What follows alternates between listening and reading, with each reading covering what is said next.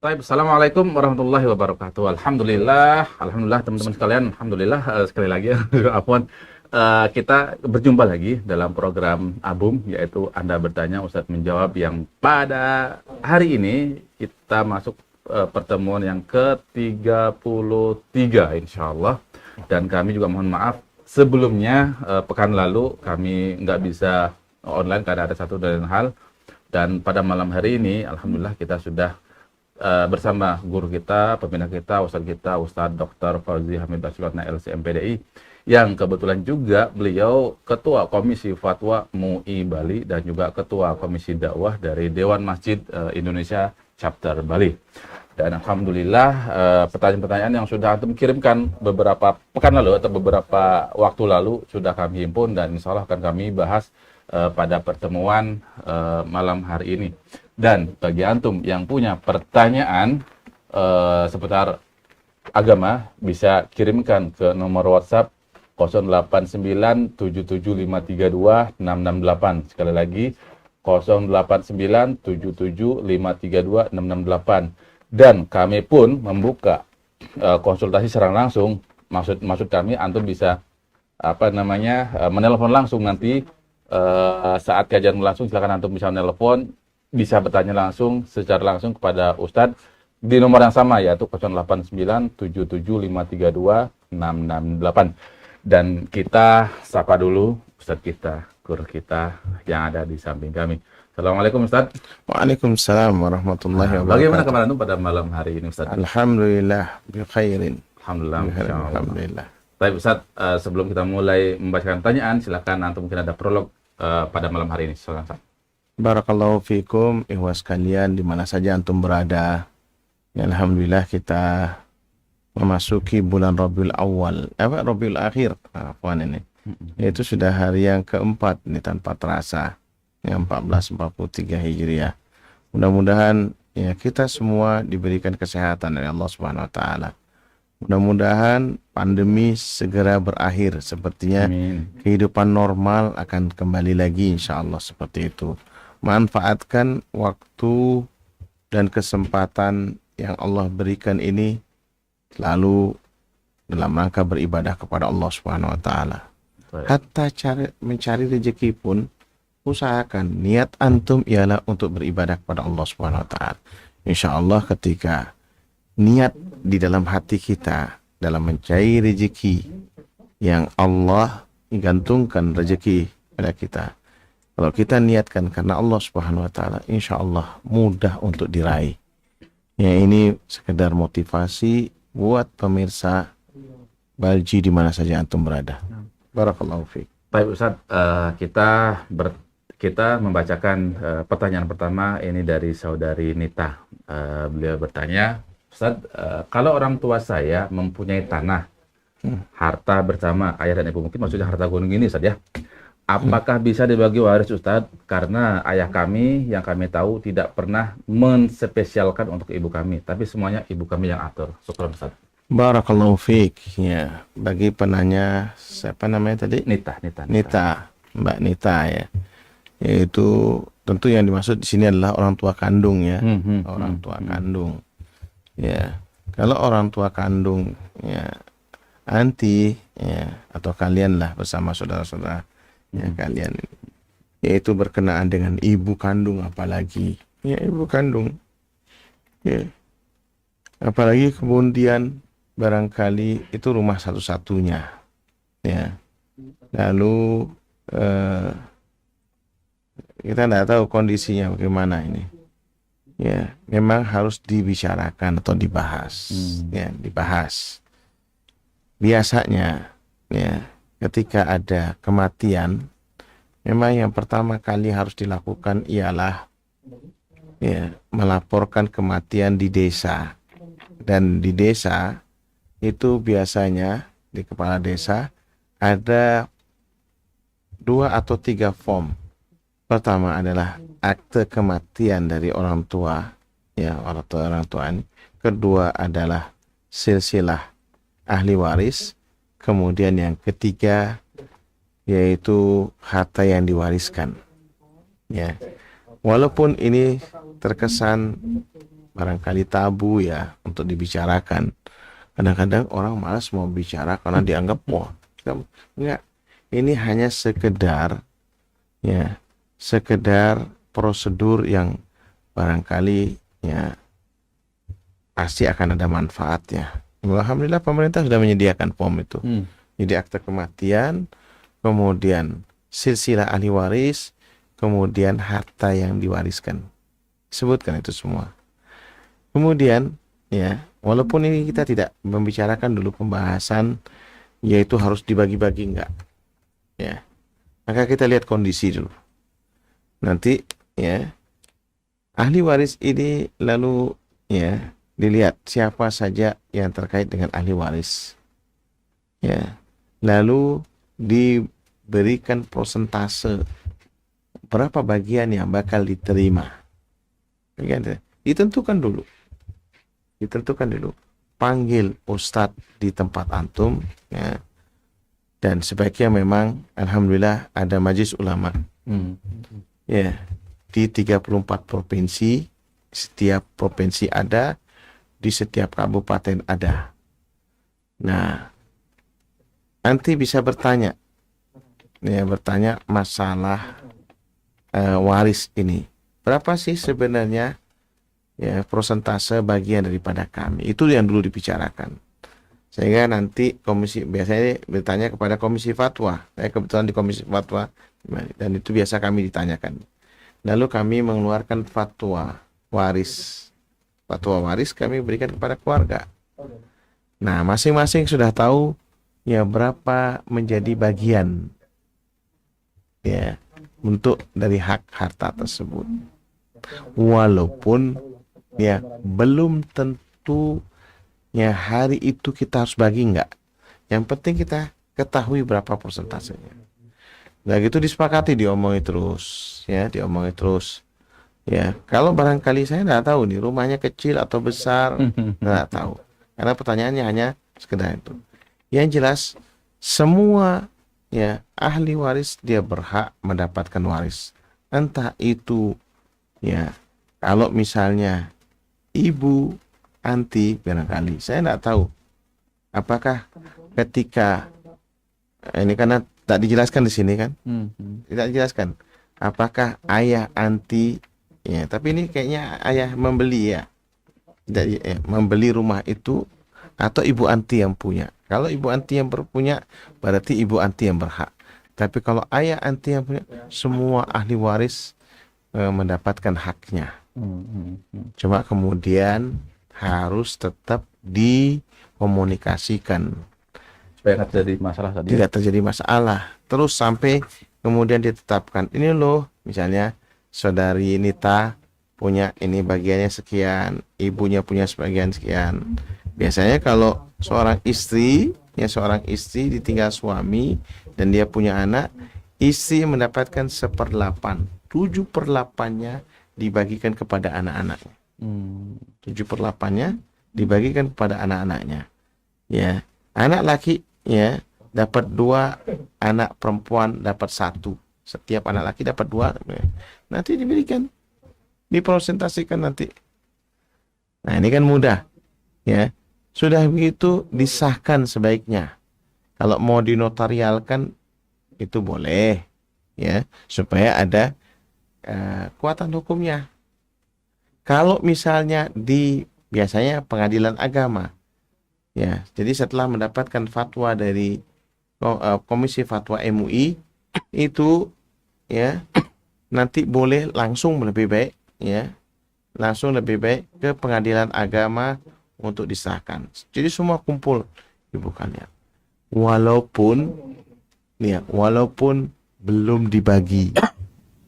Karena kita nggak tahu siapa yang duluan meninggal. Barangkali anaknya meninggal.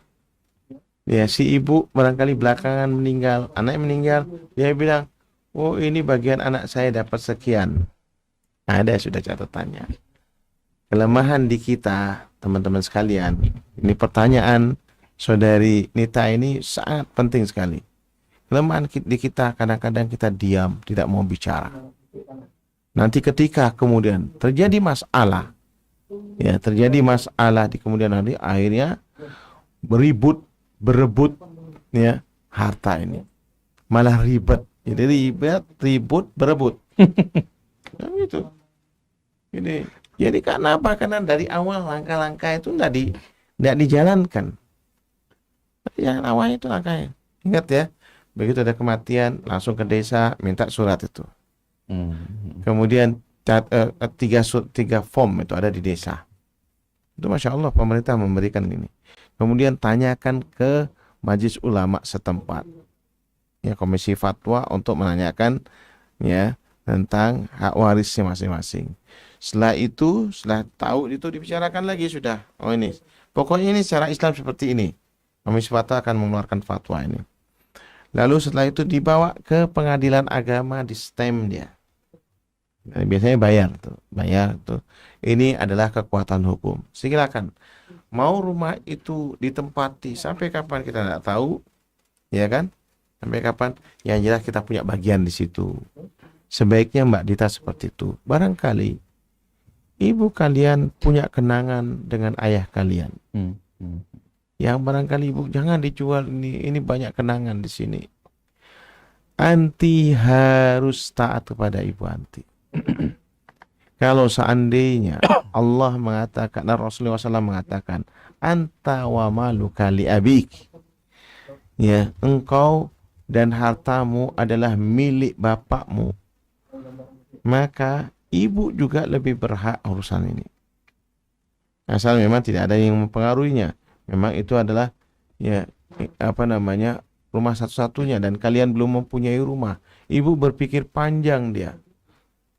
Lebih baik kita tinggal di rumah sendiri di padang ngontrak lalu dibagi harta tidak jelas. Wallahu alam.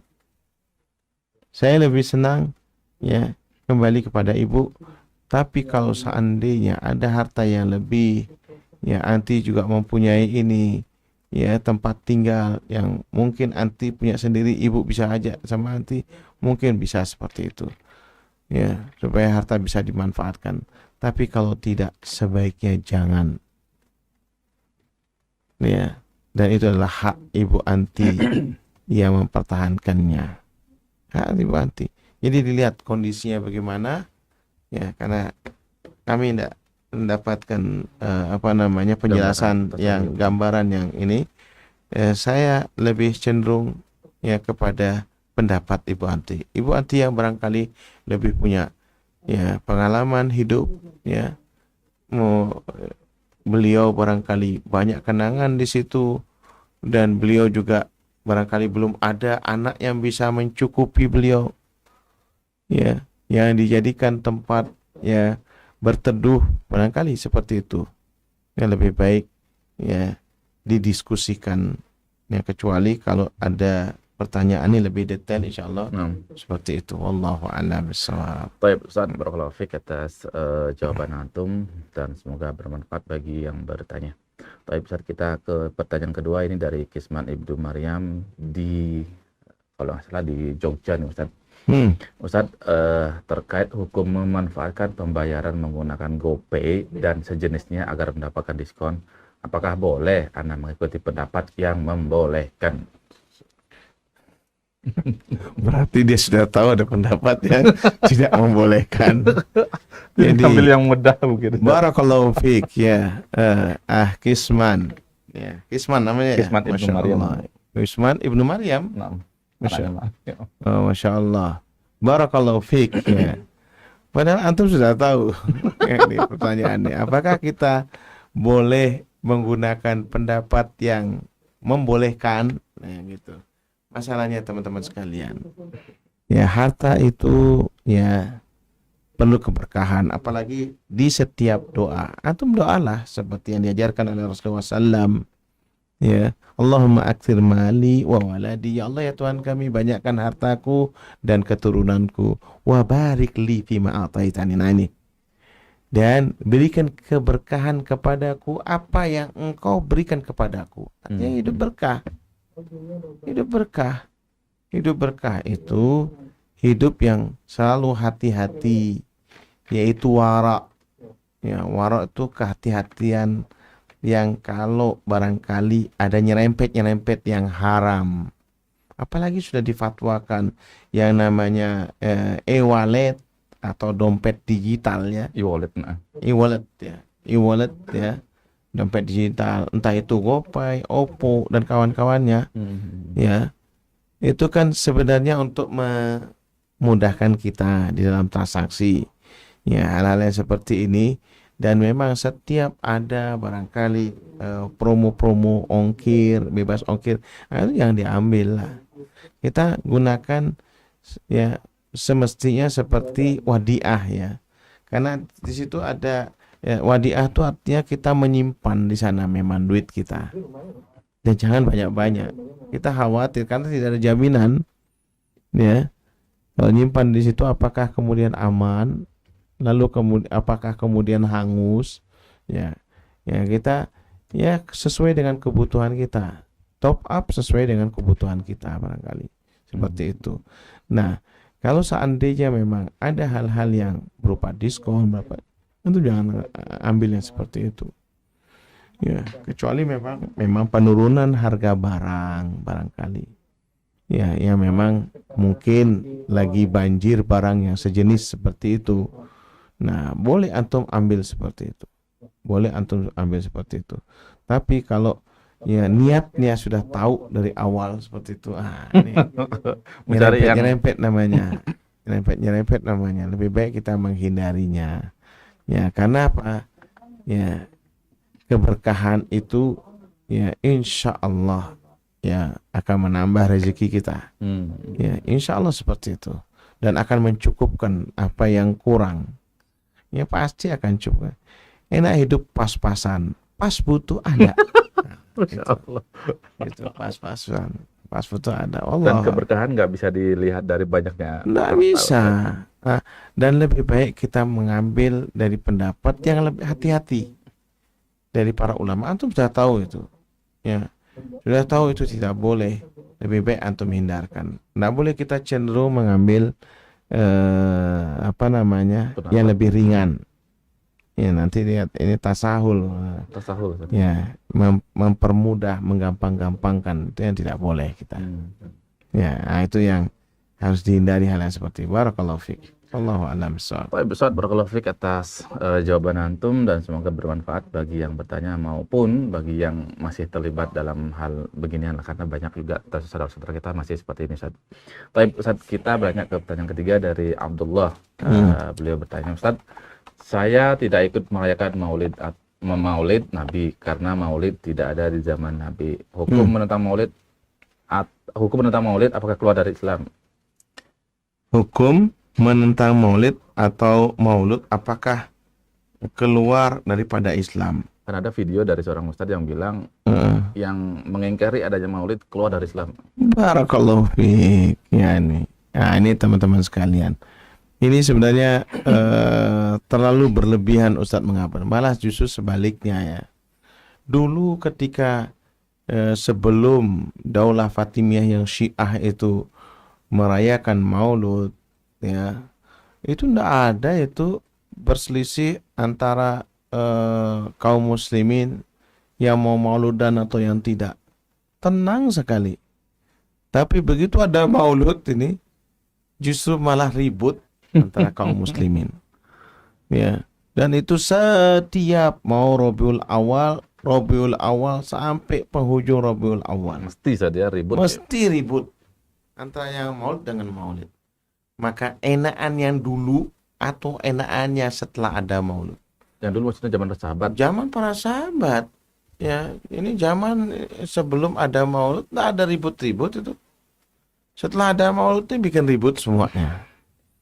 Ya, kalau kita mau ya, maka apa? Kembalikan hal-hal yang ini. Yang tidak ada ribut-ribut di antara kita. Toh sekarang tanpa ada itu kita udah semangat. Dulu barangkali wallahu alam ya ini. Kalau di zamannya Salahuddin Al-Ayyubi karena memang orang pada futur, sekarang enggak pakai itu, enggak pakai Maulid. Ya orang sudah semangat untuk ini. Untuk sudah menjalankan agama kita. Nah, maka lebih baik kita ya bersikap diam sajalah. terserah.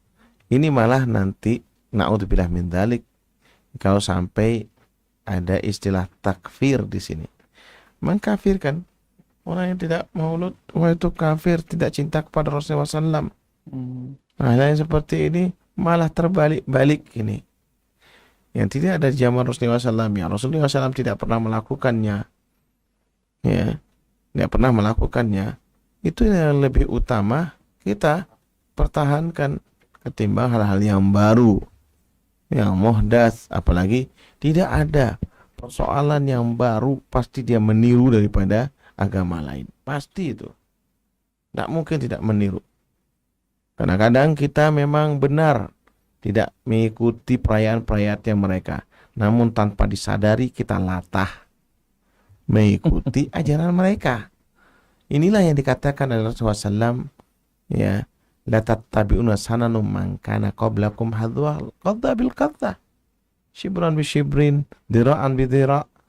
Nanti kalian akan mengikuti cara-cara, upacara-upacara, hari raya orang-orang sebelum kalian, sedikit demi sedikit, ya, sejengkal demi sejengkal, sahasta demi sahasta, hatta lau dhahalu juhra dhabbin, sampai-sampai kalau seandainya mereka masuk ke lubang biawak sekalipun.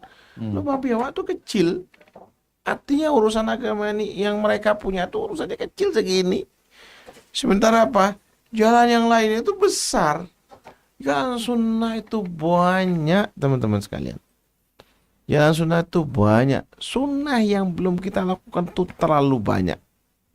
Ngapain ngerjain sesuatu yang nggak ada? Ngapain saya ngerjakan sesuatu yang tidak ada? Kerjakan sesuatu yang ada. Dan itu kadang-kadang dibuat ribut, dibuat ini. Sudahlah. Kalau antum punya keyakinan itu sudah ini. Tinggalkan dia. Selesai.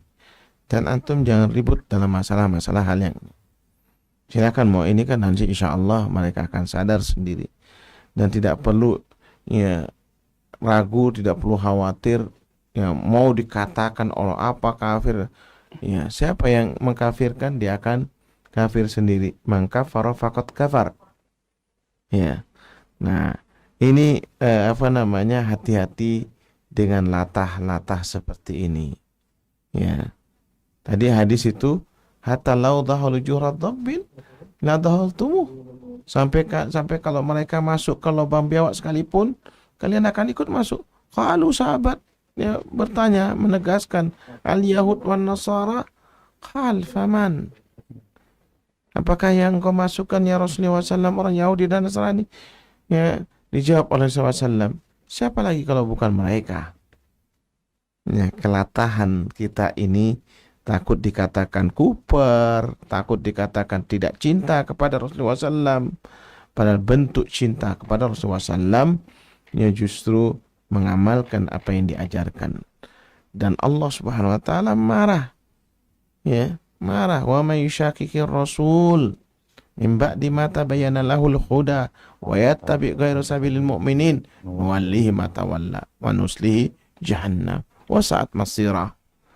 Siapa yang menentang Rasulullah SAW, artinya ya membak di kota tabayana ya, membak di kota tabayana al-huda, setelah ya jelas yang namanya petunjuk itu, wayat tabi ghairu sabilil mu'minin, ya, kemudian dia mengikuti jalan yang tidak dilalui orang-orang beriman. Orang-orang beriman dia punya cara-cara sunnah sendiri dengan hadis yang sahih, ya, kemudian dengan bimbingan para ulama, ya, ada dia sudah, ya, tapi dia tidak mau ikut di situ, dia malah ikut cara-caranya orang-orang macam-macam seperti itu. Kata Allah, ya sudah, biarkan dia, nuwallihi ma tawalla, dia mau kerjakan mau, ya silakan, tapi ya ancaman dari Allah, manuslihi jahannam wa sa'at masirah. Ya, tapi kami akan campakkan mereka ke neraka jahanam, dan itu adalah merupakan seburuk-buruk tempat. Menentang Rasulullah SAW, ya, apa diantaranya, yaitu mengamalkan suatu amalan atau meyakini suatu keyakinan, atau kemudian mengikuti cara-cara atau upacara-upacara orang-orang di luar agama kita ini, dijadikan acara di dalam acara. Nah, yang ini yang menyebabkan hal-hal yang justru ya menentang daripada Nabi kita Nabi Muhammad SAW. Wa ya'dubillah. Wallahu a'lam bisawab. Dan inilah ya apa namanya, ya kita lihat hampir banyak pertentangan. Kita hentikan sudah. Silakan antum mau ini. Dan mengamalkan sunnah itu sangat mudah Ustaz ya. Namanya sunnah mudah, ya. Namanya bid'ah bikin susah, ya kan gitu. Iya Ustaz. Itu jadi jargon ya. Ya, nggak pernah Rasulullah SAW istilahnya mengajarkan sunnah-sunnah itu susah untuk dikerjakan. Nggak pernah. Pasti mudah. Kalau seandainya antum berpegang kepada yaitu Rasulullah SAW puasa di hari Senin, memang begitu. Ya itu kalau bisa, kalau antum mau menginikan mauludnya hari Senin, puasa di hari Senin. Itu memang yang disunahkan. Ya, itu yang disunahkan. Dan itu yang harus dihidupkan. Ya, ketika Rasulullah SAW bangga dengan hari lahirnya. Tapi bukan tanggal kelahirannya, tapi hari lahirnya. Ya Allah a'lam bishawab. Dan kelahiran Nabi pun banyak ada perselisihan Ustaz ya. Ada persisian, ya tanggal kelahirannya. Persisian. Coba lihat antum di Yang penting sebenarnya bukan itu. Tapi menghidupkan sunnah-sunnah Rasulullah SAW di setiap bulan. Bukan hanya di bulan khusus tertentu ya. bulan tertentu. Di setiap bulan. Mempelajarinya, mengkajinya adalah bentuk daripada kecintaan kita kepada Nabi kita Nabi Muhammad SAW. Wallahu a'lam bishawab. Barakallahu fiik Ustaz. Tapi teman-teman bagi yang ingin bertanya langsung pada Ustaz silakan kami buka layanan online di nomor 0897732668. Sekali lagi bagi yang ingin bertanya langsung pada Ustaz silakan di nomor 0897732668. Tapi Ustaz kita beralih ke pertanyaan selanjutnya dari Fulana di Madura Ustaz. Oh, Madura. Tapi ada pertanyaan yang saya ingin ajukan Ustaz, ada beberapa pertanyaan maksudnya. Yang pertama adalah suami saya sudah diakikah oleh ayahnya, namun hanya dengan 1 kambing. Apakah suami saya bisa mengakikahkan dirinya sendiri, mengingat ayah suami saya sudah meninggal dunia? Maksudnya mungkin satunya lagi gitu Ustaz ya. Kemudian satu-satu atau satu dulu ya, apa-apa. Ya, yang pertama supaya ini, yaitu apakah suami saya bisa mengakikahkan dirinya sendiri? Boleh. Ya. Yaitu walaupun hadis yang berkenaan dengan mengakikahkan diri sendiri itu hadisnya lemah. Ya. Kalau di kalangan Syafi'iyah, Imam Syafi'i mengatakan tidak usah, ngapain? Udah mampunya sudah 1. Kalau misalnya dia laki-laki kan mestinya 2 ekor kambing. Ya. Tapi dia mampunya 1. Ya, mampunya 1 itu sudah boleh dibenarkan. Syekh Utsaimin rahimahullah dan Shalal Mu'ti membolehkan. Ini sudahlah mampunya 1. Selesai. Nah, yang penting niatnya adalah beribadah kepada Allah untuk mengakikahkan ini. Kemudian kalau seandainya mau dicicil tadi tambahannya 1 itu boleh. Ya, boleh juga dilakukan. Allahu a'lam bishawab. Terus yang kedua dari pertanyaan yang sama untuk anak angkat. Ya, untuk anak angkat yang wajib mengakikahkan anak angkat itu siapa? Ortu angkatnya atau ayah kandungnya? Barakallahu fiik. Kalau bisa memang ayah kandungnya yang mengakikahkan, atau boleh ayah angkatnya itu memberikan kepada ayah kandungnya untuk mengakikahkan, seperti itu boleh siapa saja. Tapi yang berhak yang mengakikahkan sebagai rasa syukurnya kepada Allah Subhanahu wa taala dikaruniai anak, ya, keturunan, maka ayah kandungnya yang mengakikahkan. Namun dibenarkan, dibolehkan kalau ayah angkatnya barangkali ayah kandungnya tidak kuat, tidak mampu dari sisi finansialnya, maka dia ayah angkatnya silakan, boleh-boleh saja, ya, dalam rangka beribadah kepada Allah Subhanahu Wa Taala, yang mensyukuri, ya dikaruniai keturunan. Wallahu a'lam bishawab. Pertanyaan ketiga dari orang yang sama Ustaz, jika anak angkat tersebut diasuh sejak umur 1 tahun, apakah ortu anak masih wajib mengakikahkannya? Barakallahu fiik. Ya, akikah ini hukumnya sunnah muakkadah. Ya, disunnahkan, ya, ditekankan kepada orang yang mampu, ya, orang yang mampu. Kalau seandainya dia akan Tuhfatul Maulud, ya. Tuhfatul Maulud Ibnu Qayyim al-Jauziyah rahimahullah membahas masalah ini. Ya, kalau misalnya tidak mampu sanggupnya nanti di kemudian hari, karena ada 7 hari, ada 14 hari, ada 21. Ya, pada dasarnya memang sunnah ya sesuai dengan apa yang diajarkan oleh Rasulullah SAW di hari ke-7 setelah kelahirannya, itu yang paling bagus untuk dikerjakan karena mencocoki sunnah. Namun barangkali namanya keuangan naik turun apalagi sekarang ini, ya barangkali menunggu ini tidak mengapa. Bahkan Imam Ahmad pun menegaskan demikian. Imam Ahmad ketika ditanya bolak-balik seperti itu, kemudian silakan kalau antum memang tidak nyaman ya karena belum melaksanakan akikah, silakan antum laksanakan ya akikah untuk anak antum atau untuk diri antum sendiri. Wallahu a'lam bishawab. Baik, kita beranjak ke pertanyaan nomor 5, tapi tadi kayaknya sepertinya ada yang mau nelpon langsung, kita tunggu dulu saja. Baik. Atau kita Iya boleh. Terima telepon dulu, tidak apa-apa. Baik, silakan bagi yang mau bertanya langsung, silakan kami buka di online seperti yang tadi disebutkan. Kami menunggu 10 detik lah. Baik, kalau enggak kita bacakan dulu Ustaz pertanyaan yang sudah kita pertanyaan sudah kita sudah masuk sebelumnya. Ini dari Furana di Garut. Ustaz ingin bertanya, apakah jika ada yang terlintas di hati sifat riya dan ujub, kemudian dipalingkan atau beristighfar, apakah tetap akan menghapuskan amalan dan sudah terkena syirik kecil, Ustaz? Syukran. Barakallahu fiik ya. Ini masalah adalah amalan hati ya. Amalan hati ini ya, dan ketika terlintas ya. Jadi ada beberapa tahapan ya. Yaitu tahapan di amalan hati ini ada yang namanya hajis ya. Yaitu hajis ini ya, pikiran pertama yang terbenak di dalam hati. Ya. Kemudian berikutnya ya, ini ada lima tahapan ya. Ada yang namanya hatirah.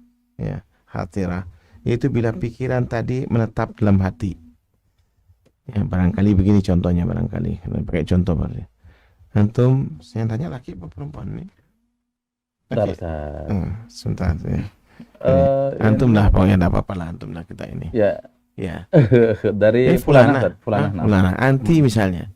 Lewat nih ya, barangkali saat jalan-jalan lihat ya ada sesuatu misalnya terlintas dalam hati. Ini masalah apa nih? Riya nih. Riya. Ya, masalah riya. Terlintas dalam hati. Ya, dalam hati. Ya. Tapi ya pertama kali pikiran pertama terbenak dalam hati misalnya. Ya. Kemudian bila pikiran tadi menetap dalam hati namanya hatirah. Kemudian bila ragu-ragu ya apakah melakukan atau tidak, barangkali saya mau lakukan ini supaya ini nih, ragu namanya hadisun nafs. Nih, hadisun nafs jadi tahapan yang yaitu ketika berbicara ya hati kita berbicara, hadis ya berbicara hati kita kepada jiwa kita ini. Nah, baru yang ini 3 hal ini belum dikatakan riya dah. Nah, yang tahapan yang keempat dan kelima ini ham namanya. Ini ham itu lebih condong untuk melakukan. Ya. Tadi anti barangkali lewat tidak ada apa-apa sebenarnya. Terus kemudian tiba-tiba ada si fulan ini. Wah, ini yang barangkali yang anti harapkan bisa menyenangi anti. Anti kemudian berbuat. Nah, berbuat terus nih, wah ini saya mau lihat. Nah, ini dari sini ya ada keinginan mau tunjukkan biar tahu siapa gue kan gitu barangkali. Nah, itu. Nah, kalau sampai seperti itu, nah ini baru dia cenderung nih. Ya, kalau kebaikan akan mendatangkan pahala, ya apa namanya kalau riya ini kalau saya masalah riya nih ya. Ini kan riya itu artinya keburukan dia. Ya. Amal saya dengan ham maka akan mendapatkan hukuman dosa. Ya, baik perbuatan tersebut dilakukan ataupun ditunda. Ya. Kadang-kadang ham itu dia terlintas tapi dia mau melakukan. Nah, ini. Kemudian yang tingkatan yang lebih ini azam dan niat betul untuk melakukan riya tersebut. Nah, disinilah yang makan jelas pasti akan berdosa. Keinginan, karena azam itu keinginan kuat untuk berbuat. Ya, itu maka ya, hati-hati hal yang seperti ini, apalagi yang berhubungan dengan riya, yang berhubungan dengan riya ini. Upayakan memang kita berupaya untuk bagaimana membersihkan hati kita dari sifat riya itu. Ya, wallahu a'lam bishawab. Mudah-mudahan itu mewakili jawaban. Ya, dia pertanyaannya apa ini? Yaitu riya dan ujub. Kemudian dipalingkan beristighfar. Kalau dipaling beristighfar, insya Allah, ya, bisa Allah, ya memang kita harus beristighfar. Astagfirullah. Nanti hentikan dulu sebentar. Sebentar, Pak. Ya, kemudian ini istighfar ini. Ya. Dan dari sifatnya kemudian dipalingkan, ya. Apakah tetap akan menghapus? Kalau istighfar, insya Allah menghapuskan amalan. Innal hasanat yudhibna sayiat. Sesungguhnya setiap perbuatan baik dia akan menghapuskan perbuatan yang buruk. Ya, itu firman Allah. Atau wa'at bi'is sayiat hasanat, kata Rasulullah SAW. Setiap perbuatan keburukan iringi dengan kebaikan. Di antara yang paling ringan adalah istighfar. Barakallahu fiik. Ada pertanyaan? Pak Ustadz, ada pertanyaan langsung dari Surabaya sepertinya Ustadz. Kita sapa dulu. Baik, silakan Ahi. Assalamualaikum. Waalaikumsalam. Waalaikumsalam. Waalaikumsalam. Silakan, Pak. Ya, ini dari Abu Ja'far, Ustaz. Masya Ustaz. Allah. Semoga sehat selalu ya, Ustaz ya. Amin amin ya Rabb. Masya Allah. Bersama Ahbad Imin. Ya, alhamdulillah, alhamdulillah. Ya. Okay. Ya, amin amin ya Rabb. Ustaz. Ini ada satu pertanyaan, Ustaz. Ya. Terkait dengan kami bekerja di sebuah perusahaan, Ustaz. Oh ya, jadi perusahaan kami salah satunya ternyata memiliki kontribusi untuk memberikan kesempatan bagi LGBT lah, Ustaz, ataupun orang-orang yang memiliki penyimpangan seksual itu untuk diberikan kesempatan bekerja juga di situ, kemudian diberikan kesejahteraan juga. Nah, bagaimana dengan status kami sebagai seorang yang bekerja juga di situ, Ustaz? Apakah kami sebagai orang yang ikut sebagai bentuk ta'awun ataupun tolong-menolong dalam masalah seperti itu juga, Ustaz? Itu aja sih, Ustaz, pertanyaan yang insyaallah ingin Ana sampaikan. Jazakallah khairan, Ustaz. Baik, Pak. Tunggu jawaban dari Ustaz ya. Barakallahu fiik. Assalamualaikum. Waalaikumsalam. Masya Allah ini. Jadi ya pertanyaan dari Abu Ja'far. Ya, barakallahu fiik, Masya Allah ini. Ya. Biasanya beliau yang ada di sini sekarang beliau ditanya. Ya, mudah-mudahan diberikan kesehatan ya juga pada beliau. Begini memang kita ya kadang-kadang sebagai bawahan ya kita mengikuti atasan. Barangkali bantuan untuk LGBT itu ya dulunya tidak ada di perusahaan itu. Tidak ada bantuan, tiba-tiba saja mungkin dia dimintai oleh orang yang seperti ini, entah itu permintaannya itu adalah ya dengan baik-baik atau di bawah tekanan, wallahu alam, yang kita tidak tahu. Nah, ini tidak terkait dengan posisi antum sekarang ini, ya, insya Allah ya tidak ada kaitannya, insya Allah seperti itu. Kecuali kalau antum memang sudah tahu dari awal perusahaan antum itu adalah memang penyokong LGBT. Ya, ini baru dia. Ya, ini baru kemudian antum bisa mengambil sikap. Ya, pertama mungkin sikap yang bisa ini kan memberikan ya nasihat ya kepada pimpinan perusahaan. Ini adalah sesuatu hal yang dilaknat ya oleh Allah Subhanahu wa taala. Jadi LGBT ini adalah ya kaumnya Nabi Lut alaihissalam, ya, yang mana kaumnya yang menentang ya perintahnya Allah Subhanahu wa taala melalui Nabi Lut alaihissalam, yang kemudian diberikan siksa oleh Allah Subhanahu wa taala. Ya. Dan ini adalah bentuk ya kemungkaran yang menyalahi fitrah,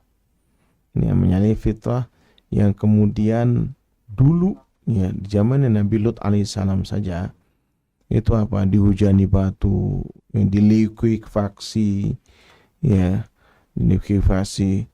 Ya sekarang bahkan pernah terjadi juga, ya kalau boleh Anda sebutkan di daerah Petubu, memang di Palu ya, sampai ada tulisan dilarang melarang apa yang dilarang. Itu anak benar-benar anak baca, itu kelihatan betul itu. Ada kan memang ya? Ada memang dilarang melarang apa yang dilarang. Ya Allah, ya Rabbi. Tidak Islam boleh menantang Allah. menantang namanya. Menantang Allah Subhanahu wa taala. Ya seperti ini ya, itu hati-hati, dan itu terjadi murka Allah Subhanahu wa taala kepadanya. Ya, la qadarullah, ya yaitu kalau seandainya kita, diteruskan seperti itu, kemudian ya perusahaannya mungkin akan mengalami gangguan, mengalami kebangkrutan. Nah, kita tidak menginginkan. Ya, kalau hanya sekedar ya bantuan untuk pengobatan, yang memberikan penyadaran kepada itu memang dibenarkan. Tapi kalau seandainya mendukung, membiarkan mereka lalu bertahun dengan mereka, ini yang tidak boleh. Dan antum sebagai anak perusahaan atau terlibat dalam itu memberikan nasihat. Ya. Setelah itu antum tinggal mungkin bersikap barangkali, ya memberikan sikap. Ya. Wallahu a'lam bishawab. Hal yang seperti ini memang hal yang baru yang antum ketahui, dan antum sebaiknya memberikan sikap. Taib, syukron Ustaz atas jawaban dari pertanyaan langsung yang dari Surabaya. Beliau lagi di Surabaya. Taib, kita beranjak ke pertanyaan nomor 6 Ustaz, dari Jenia di Denpasar. Bismillah. Assalamualaikum Ustaz.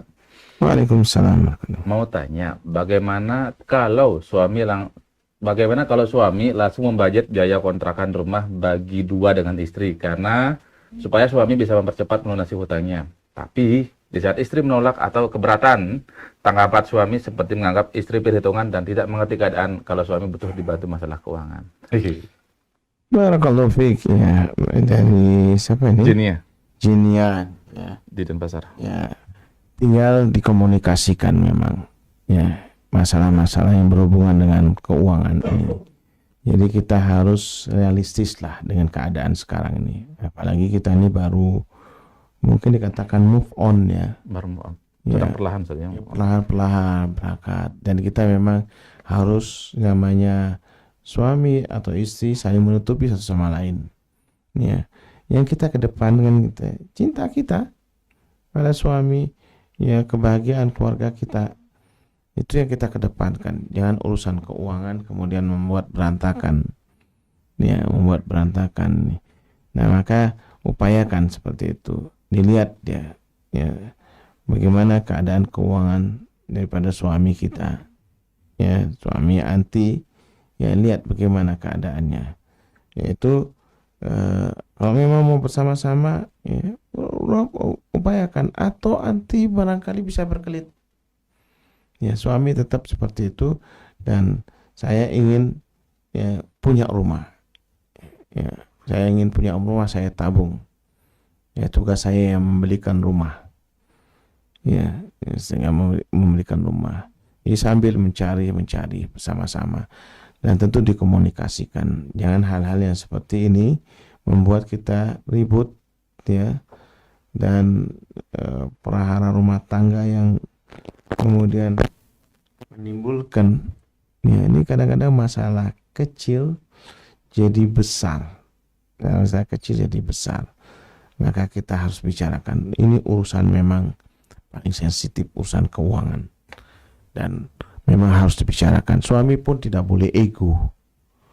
Ya, lihat bagaimana ini ya. Kalau memang istri bisa mengatur, dan kemudian ayo kita bagi tugas. Ya, saya mencarikan kontrakan, nanti ya coba upayakan supaya kita jangan jadi kontraktor terus, artinya kontrak sana kontrak sini, kan, tapi berupaya untuk memiliki pelan-pelan dibangun. walaupun dia agak jauh barangkali di pinggir kota.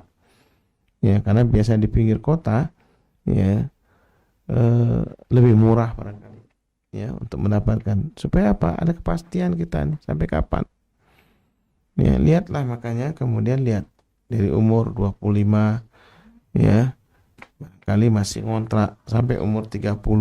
Cuma targetkan ya, kalau bisa umur 35 kita sudah pilih tanah. Ya, ketika 5 ke 40 sudah mulai membangun rumah. Ya, tanah dulu, kemudian membangun rumah pelan-pelan. Umur 40 ke 45 sudah kita tinggal di rumah kita sendiri. Ya, dibuat dia memanage keuangan. Itu penting. Banyak kok di di internet lah atau di YouTube lah. Ya, bagaimana memanage keuangan yang rapi dan kita dibicarakan. Dan ada beberapa buku tentang keuangan syariah. Ya, atau memanage keuangan syariah. Banyak sekali beberapa pakar di bidang ini yang memang ya sangat memberikan ya masukan buat kita. Ikuti webinar-webinar. Ini sekarang banyak webinar-webinar untuk yang anti bisa datang dan ikuti dan kasih tahu nih sama suami, ayo kita ya berbagi. Jangan hanya sekedar membeli kesenangan atau keinginan saja. Tapi yang kita butuhkan adalah sekarang apa? Papan ya, sandang, pangan, papan. Ya, papan artinya yaitu tempat tinggal. Upayakan seperti itu. Dan jangan juga, mohon maaf ini, kadang-kadang kita nyaman tinggal di rumah orang tua kita atau mertua kita. Karena orang yang sudah seperti itu dia tidak punya keinginan untuk memiliki rumah. Berupayalah. Jadi walaupun dia sekedar tanah dulu beli, ya, maka ini disinilah ya, suami dan istri bekerja sama membagi tugasnya. Ya, insya Allah seperti itu. Wallahu a'lam bishawab. Baik, teman-teman sekalian, sekali lagi kami memastikan bagi antum yang ingin bertanya langsung atau berkonsultasi langsung dengan guru kita Ustaz Dr. Fauzi Hamid Sultana, silakan bisa ke nomor 089775326668. Sekali lagi 089775326668. Dan sepertinya sudah ada masuk nih Ustaz dari penelpon. Tapi kita angkat dulu Ustaz ya. Halo. Assalamualaikum Ustaz. Ya, Waalaikumsalam warahmatullahi wabarakatuh. Silakan dengan siapa dan di mana? Saya Ade dari Sidoarjo Ustaz. Barakallahu fiik. Silakan mau bertanya apa? Ustaz, saya mau minta nasihat dari Ustaz. Saya ini bertahun-tahun kadang lalai sama Allah Subhanahu wa taala, kadang ingat, kadang lalai. Dan pada hari ini, pada bulan-bulan ini Allah kasih saya teguran, Ustaz. Dan cara saya memberikan lilitan hutang, Ustaz. Mohon nasihat dari Ustaz. Anakumullah. Bagaimana saya bisa keluar dari masalah ini? Dan bagaimana saya bisa mendapatkan ampunan dari Allah Subhanahu wa taala, Ustaz. Karena saya merasa saya telah menyia-nyiakan nikmat Allah selama bertahun-tahun ini, Ustaz. Sehingga saya kena masalah seperti ini. Terima kasih Ustaz, mohon nasihatnya untuk saya. Baik, barakallahu fiik ya. Assalamualaikum. Waalaikumsalam. Silakan Ustaz. Ade barakallahu Di fiik. Sidoarjo. Wa anakumullah, mudah-mudahan Allah menolong antum semua. Dan pasti setiap musibah pasti akan ada hikmahnya. Barangkali kita selama ini jauh daripada Allah Subhanahu wa taala, kemudian Allah menegur kita. Ya, menegur kita. Lalu kemudian ya memberikan kita musibah, dan ingat ketika kita melihat musibah ya, jangan dari sisi negatifnya saja. Kan tapi juga lihat dari sisi positifnya. Adik mungkin ya sekarang menyadari dan atau ikhwah yang lainnya barangkali mempunyai masalah yang sama.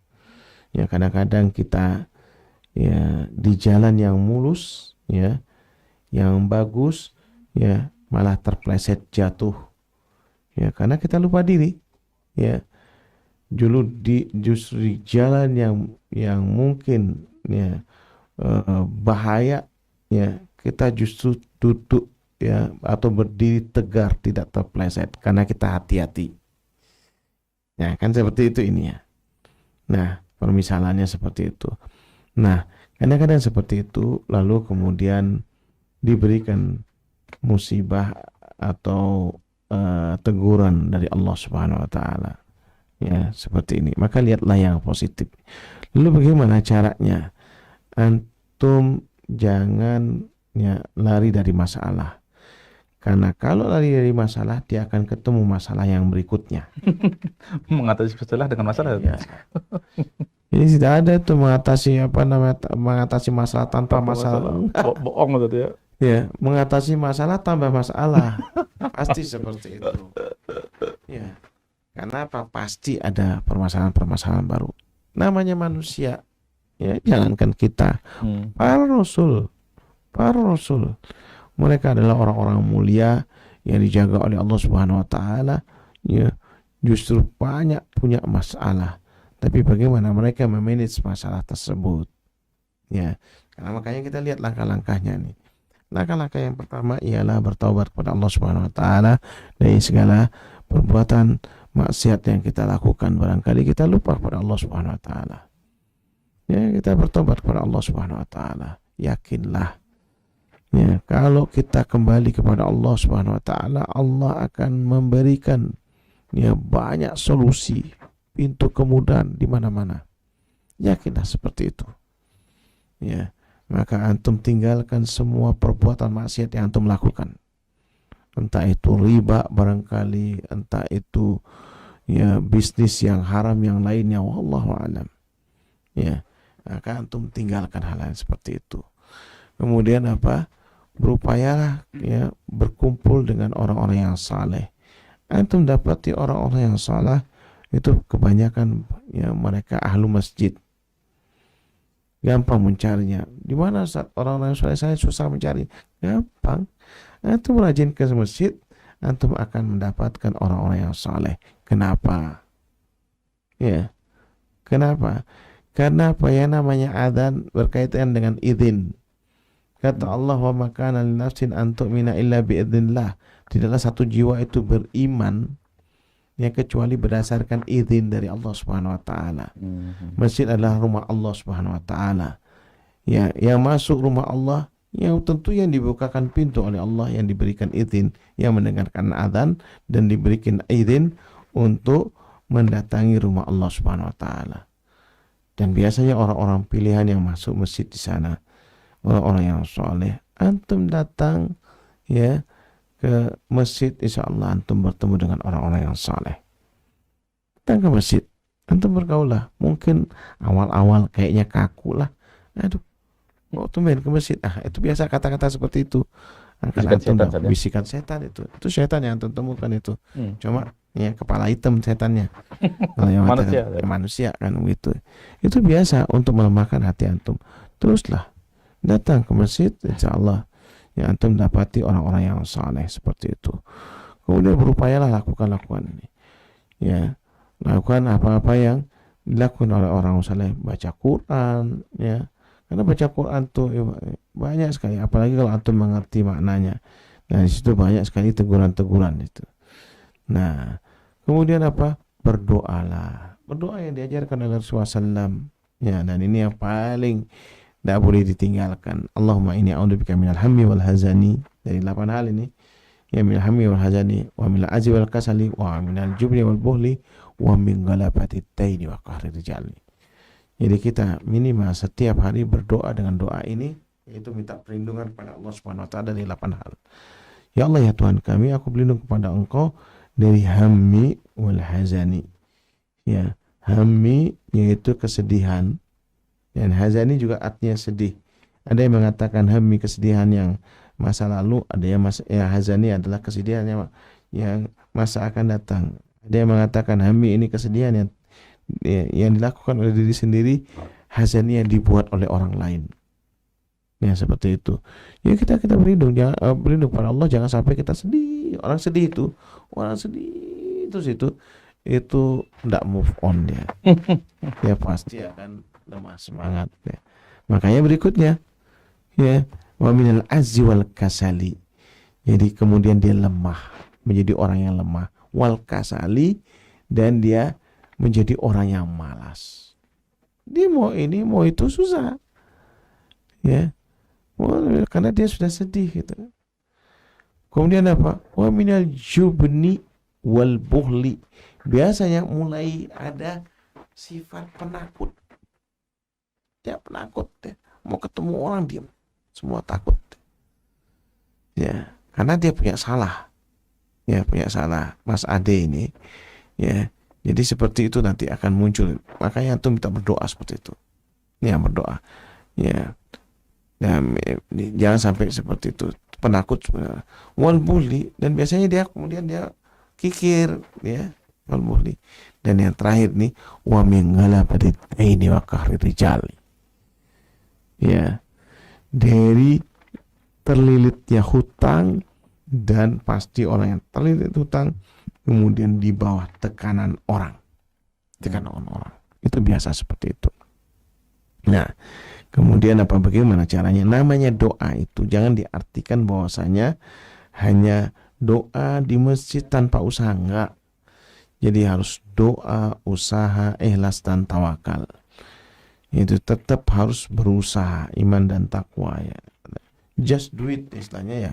Just do it, lakukan saja. Ya, lakukan saja, atau do it itu doa, usaha, ya, ikhlas, tawakal. Ya. Atau iman dan takwa. Insya Allah kalau antum melakukan seperti itu, insya Allah terus ya, dan pasti Allah mendengar doa antum. Nah, mulailah kemudian memanage, dan jangan lari dari permasalahan. Jangan lari saja. Hadapi. Usahakan. Ya, usahakan, tapi ya setiap ini jangan antum istilahnya menjanjikan yang pasti. Jadi kan cuma insya Allah saya kalau punya duit saya akan ini. Tapi antum bekerja dengan sungguh-sungguh, antum punya niat untuk menyelesaikan hutang, insya Allah akan selesai. Jadi ya, dan terlalu banyak sebenarnya contoh beberapa ikhwah ya yang mendapatkan permasalahan yang sama dengan antum, itu berusaha untuk ya bangkit dan berupaya. Kalau antum berniat untuk melunasi hutang-hutang itu, Allah akan dengar niat antum, tekad antum, dan Allah akan memudahkan segala urusan. Ingat, kita ya memang barangkali selama ini seolah-olah tidak punya apa-apa.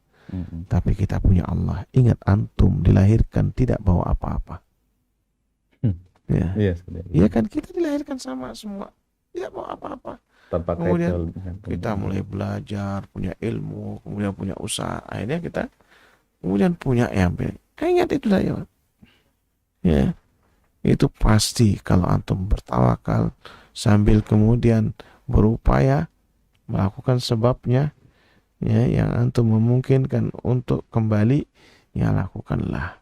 Tapi ya tinggalkan seluruh keputusasaan. Tinggalkan seluruh keputusasaan itu. Bangkitlah insya Allah. Ya, terlalu banyak, dan renungkan apa sebabnya kesalahan-kesalahan itu. Kalau kesalahan-kesalahan itu ya antum renungkan, tidak boleh antum mengulanginya 2 kali.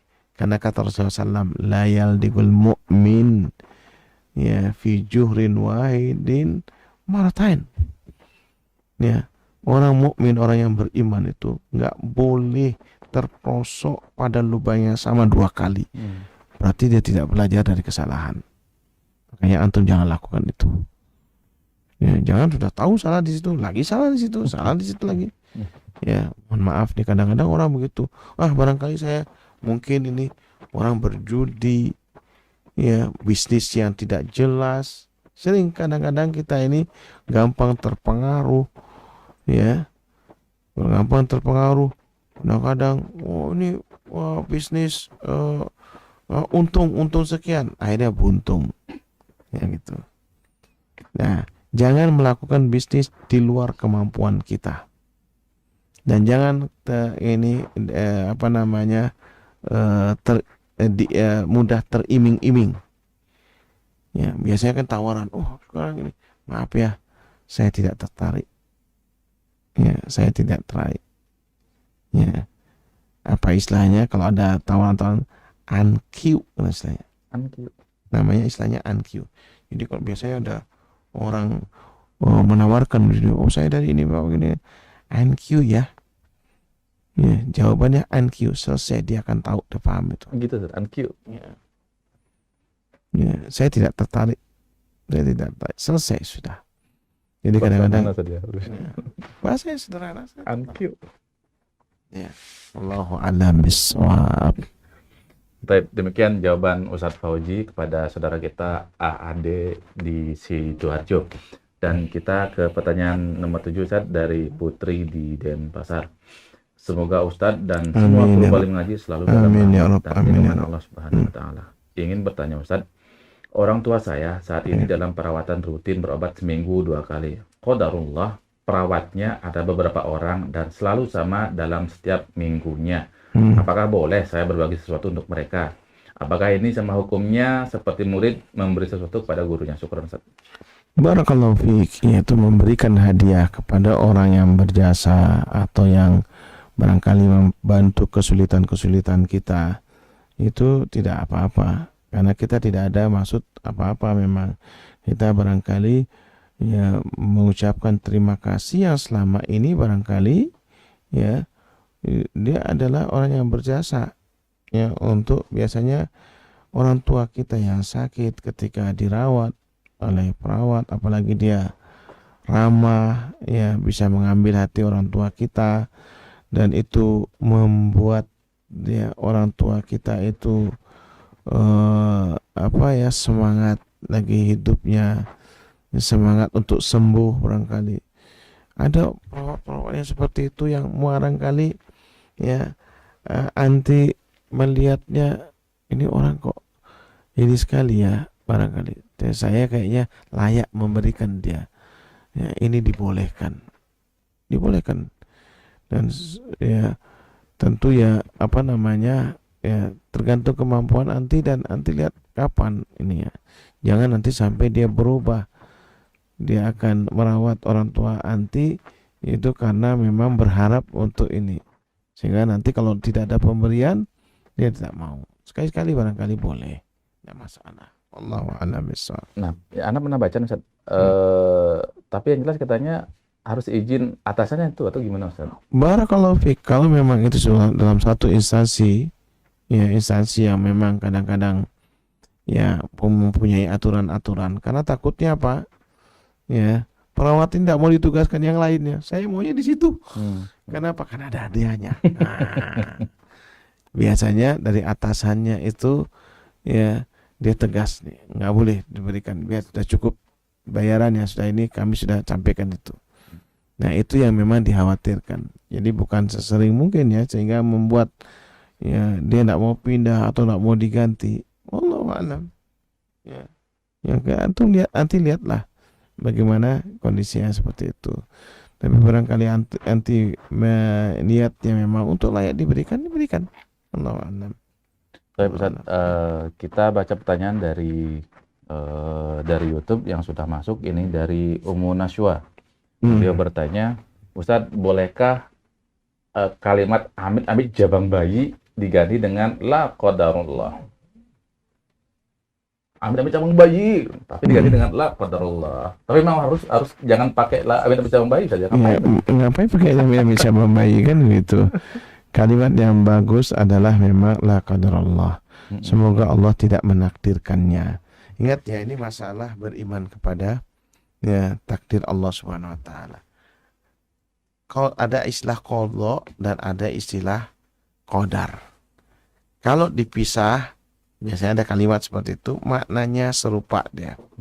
Tapi kalau disatukan, makna setiap kata mengandung makna sendiri-sendiri. Jadi qadha itu adalah ketentuan yang bisa dirubah. Qadar ini ketentuan yang susah dirubah atau tidak bisa dirubah. Semua orang yang makhluk yang bernyawa itu pasti mengalami mati, pasti. Tapi masalahnya kematian itu banyak sebabnya. Apa sebabnya? Mungkin sakit barangkali. Nah, ini namanya qadha. Ya, makanya kata Rasulullah SAW, ya, la yarudul qadha illa bid-du'a. Tidak ada yang bisa menolak ketentuan kecuali dengan doa. Dengan doa. Maka doa yang diajarkan oleh Rasulullah SAW atau oleh para ulama itu diantaranya adalah la qadarullah. Mudah-mudahan Allah tidak menakdirkan yang terjadi seperti itu. Apalagi istilah ini sudah mulai difahami oleh orang-orang awam karena ulama sering mengatakannya. Ngapain kita menggunakan amit-amit cabang bayi? Memangnya hubungan apa dengan amit dengan apa cabang bayi? Artinya apa kali Ustaz? Ya, Itu biasa ungkapan-ungkapannya. Ya, ungkapan-ungkapan seperti itu. Nah, lebih baik kita ungkapan-ungkapan yang mengandung doa. Ya, karena memang kita berdoa semoga Allah tidak menakdirkan hal yang seperti itu. Ya. Dan insya Allah, ya, kalau kita berdoa seperti itu, ya insya Allah Allah tidak takdirkan kita mendapatkan musibah yang kita tidak harapkan itu. Ya, atau ada doa yang diajarkan sama Rasulullah SAW juga. Allahumma inni a'udzubika min zawali ni'matik wa tahawuli afiatik wa fujaati nikmatik wa jami'i sahatik. Ya Allah, ya Tuhan kami, aku berlindung kepada Engkau ya Allah. Ya, jangan Kau hilangkan nikmat yang telah Engkau berikan kepadaku. Jangan Engkau rubah sehat menjadi sakit. Jangan Engkau datangkan jangan Engkau datangkan bencana dengan datang tiba-tiba. Dan aku berlindung kepada Engkau ya Allah dari segala murka-Mu. Nah, ini diantaranya kita yaitu diajarkan untuk berdoa supaya tidak mendapatkan takdir yang buruk. Ya, takdir yang buruk. Na'udzubillah min dzalik. Barakallahu fiik. Baik, barakallahu fiik Ustaz atas jawabannya. Dan ini mungkin pertanyaan terakhir, ada satu lagi Ustaz di terakhir maksud kami. Dari Heri di Denpasar. Beliau bertanya, Ustaz, apa hukumnya mengadopsi anak? Mohon arahannya. Barakallahu fiik. Mengadopsi anak itu dibolehkan. Namanya tabanna. Tabanna. Ya, tabanna. Rasulullah SAW mengangkat anak Zaid bin Harithah. Ya, Zaid bin Harithah adalah anak angkat Rasulullah SAW. Ya, Masya Allah dicintai. Itu seorang budak diberikan kepada Rasulullah SAW, kemudian diangkat anak menjadi anak angkatnya Rasulullah SAW. Dan Masya Allah hubun Nabi. Ya, kemudian Zaid bin Harithah punya anak namanya Usamah. Ya, bin Zaid bin Harithah. Itu menjadi hubun Nabi, Masya Allah. Rasulullah SAW kan? Karena Rasulullah SAW punya anak laki-laki tapi meninggal di waktu kecil. Ya, 3 putra Rasulullah SAW ya meninggal atau diwafatkan oleh Allah di waktu kecil, sehingga Rasulullah SAW ya sangat cinta kepada putra angkatnya ini. Boleh. Nah, bagaimana cara mengangkat putra yang ini? Nah, ini harus diperhatikan ini. Yaitu upayakan yang menjadi mahram ketika dia dewasa. Ya, misalnya ponakan itu tadi. Misalnya ponakan. Nah, itu misalnya ponakan. Ya, bagaimana caranya? Ya, kita mengambil ponakan perempuan dari suami kita. Karena dia nanti ya sama istri tidak masalah, sama suami pun karena dia keponakan. Ya, kalau mau mengambil anak laki dari keponakannya istri, dari saudaranya istri, supaya nanti kalau dewasa dia sudah jadi mahram karena dia ponakan. Gampangnya seperti itu. Ya, gampangnya seperti itu. Kalau mau mengangkat anak, sehingga dipikirkan ketika dewasa dia. Tapi kalau seandainya dengan orang lain boleh. Nah, saya tidak bisa saat ini. Sekarang ini, apalagi anti yang masih muda barangkali, itu bisa dengan cara menyusui. Menyusui. Nah, itu dengan cara bagaimana caranya supaya nanti kalau dewasa dia, terutama kalau anak laki ya yang kita ambil, dia akan menjadi mahram bagi ibu angkatnya. Gimana caranya? Ya, lalu entah itu nanti disusui oleh saudaranya sehingga menjadi Haram. ya mahram bagi ini, atau disusui oleh keponakannya, susui. Barangkali di antaranya ada eh, keluarga kita yang menyusui, tolong susui anak saya ini supaya jadi mahram buat saya. Kalau itu diangkat menjadi masih kecil ya, itu yang paling mudah. Nah, tapi kalau diangkat menjadi dewasa, nah ini yang jadi masalah. Dia tetap harus menjaga, ya, walaupun dia menjadi anak angkat, dia harus menjaga bagaimana dia menghormati ibunya yang bukan mahramnya kalau dia anak laki-laki, atau kemudian kalau dia anak perempuan, dia harus jaga dengan ya orang tua angkatnya, ayahnya misalnya. Ya tetap dia harus tetap punya ada batasan-batasan yang mana dia bukan mahram bagi ayah angkatnya. Wallahu a'lam bishawab. Ustaz, menyambung yang tadi masalah adopsi, itu bagaimana dengan nasabnya, Ustaz? Barakallahu fiik. Ini yang sering, bahkan Nabi kita Nabi Muhammad SAW ditegur oleh Allah Subhanahu wa taala karena tempo hari Zaid bin Muhammad kemudian ditegur oleh Allah Subhanahu wa taala, yaitu dikembalikan Zaid bin Harithah. Ya. Ya itu ya harus dikembalikan, dikenalkan ketika anak angkat ya mungkin masih kecil, dia nanti ada masanya dijelaskan atau dibuatkan wasiat, barangkali orang tuanya sakit. Ya, kamu nak, silsilahnya sebenarnya ada di sini nak. Ya, ini orang tua kandungmu. Ya, orang tua kandungmu. Ayah mengangkat kamu atau ibu mengangkat kamu dari ayah kamu, dan kamu masih punya orang tua di sini. Buat wasiat ya, buat wasiat yang disimpan dengan baik, yang kemudian nanti sekali waktu anak angkatnya itu akan tahu jati dirinya. Dan ketika nanti mau membuat waris, ya jangan lebih daripada sepertiga dari harta kita ini. Sudah berikan sepertiga, sudah banyak. Ya. Bukan waris namanya tadi ya? Bukan waris, jadi wasiat ya. Dia tidak akan bisa menerima waris karena anak angkat. Ya, anak angkat. Maka bagaimana supaya dia mendapatkan waris? Yaitu apa? Berikan sepertiga. Kenapa sepertiga? Sudah banyak sepertiga itu. Ya 2/3-nya bawa mati. Ya, bawa mati, sumbangkan, bikin ini, bikin itu yang bisa kita nikmati ketika kita mati. Ya, entah itu bikin tempat pendidikan yang nanti orang yang sekolah di sana, ya, dan lain sebagainya tuh, itu yang harta yang bakal antum nikmati ketika antum meninggal. Seperti untuk anak. Mudah-mudahan anak angkat kita menjadi anak yang saleh. Ya, kalau itu ya antum didik dengan baik, insya Allah dia akan menjadi anak yang saleh. Seluruh apa yang antum ajarkan. Ya. Itu sama seperti waladun soleh yad'u lahu. Tapi masalahnya bukan di situ dia nanti hadisnya, yaitu hadis yang lain, man sanna sunnatan ya hasanatan falahu ajruha wa ajru man amila biha wa la yanqus min ujuriha syai'. Barang siapa yang mengajarkan suatu ajaran yang baik, yang bermanfaat untuk seseorang, maka dia mendapatkan pahala, Jadi posisinya bukan anak yang soleh mendoakan dia, enggak. Tapi di hadis yang lain, dia kan orang lain, bukan anak kandung antum. Ya kan, tapi dia orang lain yang mana ketika antum ajarkan kebaikan, antum beli dia ini ya seperti anak sendiri, dan dia akan berdoa. Seorang anak angkat memang harus dia mendoakan orang tua angkatnya.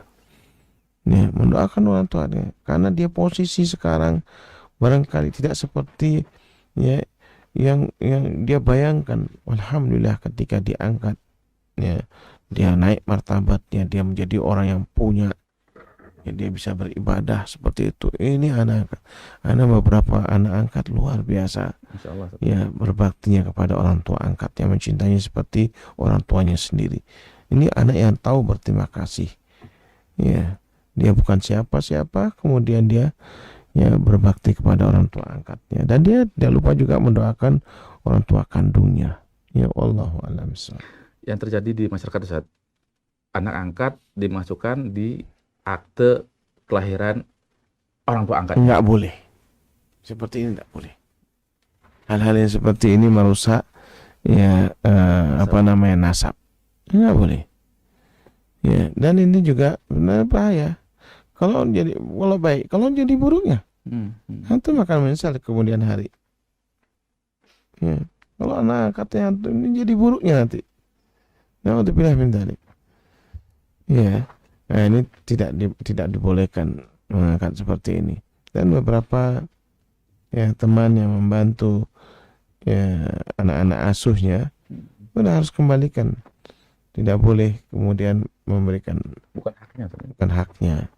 Bukan haknya, dan dia harus tahu anak itu di kemudian hari. Ya, mungkin kalau mau memberi nama boleh. Ya, misalnya nama Fauzi misalnya. Ya, Muhammad, kita beri anak Muhammad Fauzi, tapi bukan Muhammad bin Fauzi. Ya. Ya, Muhammad Fauzi. Ya, tapi nanti dia harus tahu ya jati dirinya siapa. Wallahu a'lam. Karena Islam sangat menjaga nasab, Ustaz ya. Ya.